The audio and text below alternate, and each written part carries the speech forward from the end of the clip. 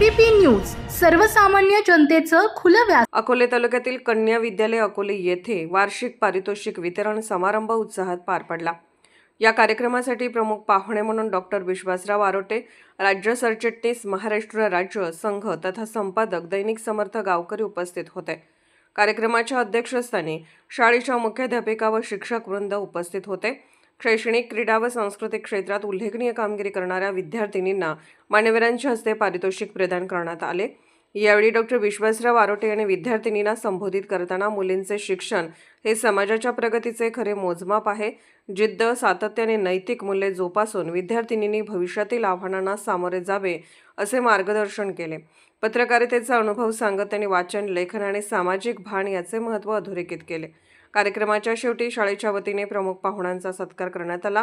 पालक, विद्यार्थी व ग्रामस्थ मोठ्या संख्येने उपस्थित होते। कार्यक्रमाचे सूत्रसंचालन व आभार प्रदर्शन शिक्षक वृंदाने केले। कन्या विद्यालय, कन्या विद्या मंदिर अकोले या विद्यालयाच्या वार्षिक पारितोषिक वितरण समारंभ सोहळ्यासाठी उपस्थित असलेले नरेश फाउंडेशनचे भारताचे नागरिक तुम्ही आहात आणि हे करण्याचं काम आपण शिक्षक मंडळी चांगल्या प्रकारे करताय। अकोले तालुका एज्युकेशन संस्थेने संपूर्ण तालुक्यातील ज्या ज्या विद्यालयामध्ये चांगल्या प्रकारे विद्यालयाची गुणवत्ता नेहमी दाखवली, म्हणून आजही या अकोले तालुका एज्युकेशन संस्थेच्या सर्वच युनिटमध्ये, मग ते BCS असो, मग ते पॉलिटेक्निकल असो, मग त्या माध्यमिक विद्यालय असो, मग ज्युनियर असो, सिनियर असो, यामध्ये दिवसेंदिवस विद्यार्थ्यांची वाढ होते। ही या संस्थेची सुरू असलेली चांगली वाटचाल आहे।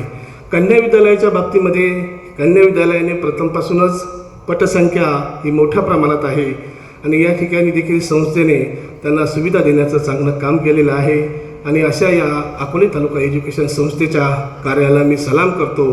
मी नेहमी म्हणत असतो, शेवटी प्रत्येक आईवडिलाला एक मुलगा आणि एक मुलगी, प्रत्येक आईवडिलाला वाटत असतं माझ्या मुलाने काहीतरी यश संपादन केलं पाहिजे आणि म्हणून प्रत्येक आईवडील निस्वार्थपणे या कन्या विद्यालयात मुलं पाठवतात आणि या कन्या विद्यालयात आल्यानंतर प्रत्येक आईवडिलाला वाटत असतं का माझा मुलगा दिवसभर या ठिकाणी एक सुसज्ज अशी इमारत आणि बंदिस्त अशी शाळा 11 ते 5 यामध्ये माझ्या मुलाला कोणत्याही प्रकारची भीती नाही। म्हणून या ठिकाणी येणारे सर्व विद्यार्थी हे ग्रामीण भागातून येतात, शहरी भागातून येतात आणि विद्यालयामध्ये त्यांना चांगल्या प्रकारचं पुस्तकी ज्ञानापेक्षा इतर ज्ञान देखील दिलं जातं। मग ते ज्ञान पुस्तकी असण्यापेक्षा ते क्रीडाचं असो, सांस्कृतिक विभागाचं असो, सर्वच विभागाचं ज्ञान या ठिकाणी दिलं जातं आणि असे विद्यार्थी घडवण्याचं काम तुम्हाला प्राप्त झालं। या संस्थेमध्ये, या शाळेमध्ये असे असंख्य विद्यार्थी घडून गेलेत। मी जीवनामध्ये प्रत्येक विद्यार्थ्याला एक आव्हान करेन, आपण ज्यावेळेस उद्या एक आदर्श उद्योजक व्हाल, आदर्श इंजिनियर व्हाल, आदर्श शेतकरी व्हाल, आदर्श व्यापारी बना, त्यावेळेस आपण आपल्या कमाईतील काही खर्च गावातील मंदिरापेक्षा आपण ज्या शाळेत शिक्षण घेतलं त्या शाळेसाठी दानधर्म करा।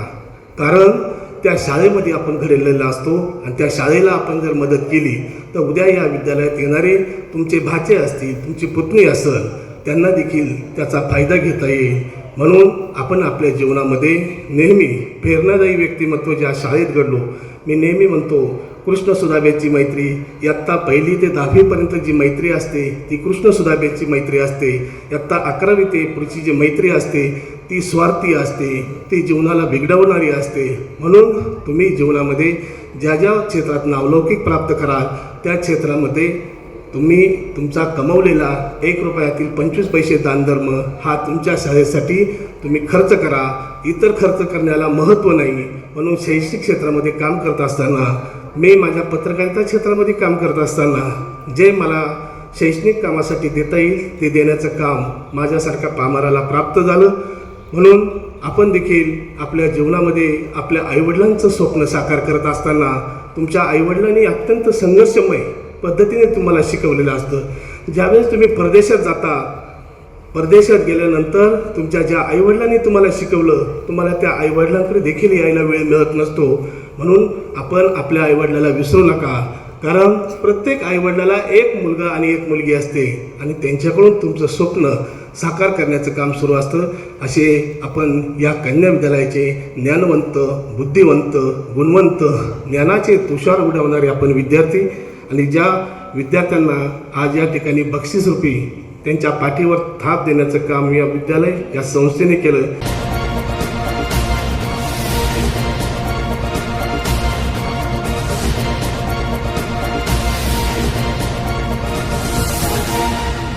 ABP न्यूज, सर्वसामान्य जनतेचं खुलं व्यासपीठ.